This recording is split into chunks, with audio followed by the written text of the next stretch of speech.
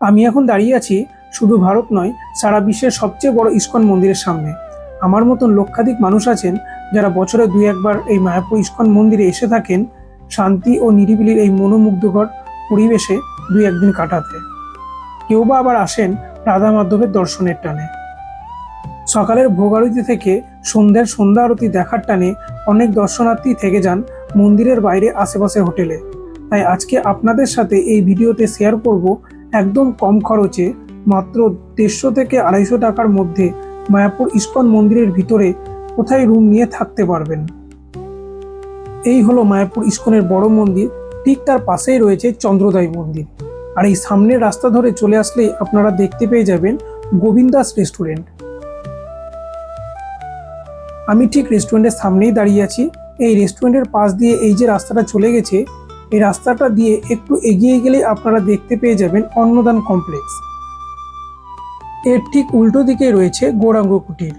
আগে 100 টাকাতে এখানে রুম পাওয়া যেত, কিন্তু এই বছর অর্থাৎ 2026 সাল থেকে 100 টাকা রুমগুলো ভাড়া 150 টাকা করা হয়েছে। নিত্যানন্দ কুটির থেকে এখানে থাকার জন্য আপনাদের রুম নেবার সমস্ত প্রসিডিওরটা কমপ্লিট করে এসে এই ডান দিকের ঘরে কুপনটা জমা করলেই আপনাদের রুম দিয়ে দেওয়া হবে। এখানে দু ধরনের রুম পাওয়া যায়। এই যে বাঁশের বেড়া দিয়ে তৈরি যে রুমগুলো দেখছেন, এই রুমগুলোরই ভাড়া 150 টাকা করে। বাইরে থেকে প্রতিটা রুম একই রকম দেখতে বলে প্রত্যেকটা রুমের গায়ে নম্বর লেখা রয়েছে। এক একটা রুমে 4 জনের বেশি অ্যালাউ করা হয় না। আর এই রুমগুলোতে কোনো অ্যাটাচ বাথরুম আপনারা পাবেন না।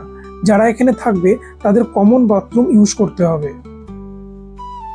এখানে কিন্তু ফোনে কোনো রকম রুম বুকিং হয় না, আপনাদের সরাসরি এখানে এসে কথা বলেই রুম নিতে হবে। চেষ্টা করবেন সকাল সকাল এসে আগে রুমটা নেবার, কারণ এদের চেক ইন ও চেক আউটের সময় হলো সকাল 9টা থেকে পরের দিন সকাল 9টা পর্যন্ত। তাছাড়া আপনারা যদি দুজন আসেন বা স্বামী স্ত্রীর সাথে একটা বাচ্চা রয়েছে আর সাথে যদি অ্যাটাচ বাথরুম সহ রুম নিতে চান, তাও খুব কম টাকায়, তাহলে আপনারা ডান দিকের এই পাকা ঘরগুলো নিতে পারেন। এই ঘরগুলো একদিনের ভাড়া হলো 250 টাকা।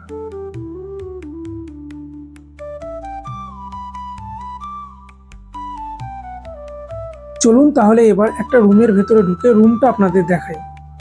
ঘরটা যে খুব বড় তাও বলবো না, কিন্তু দুজন থাকার জন্য যথেষ্ট স্পেস রয়েছে।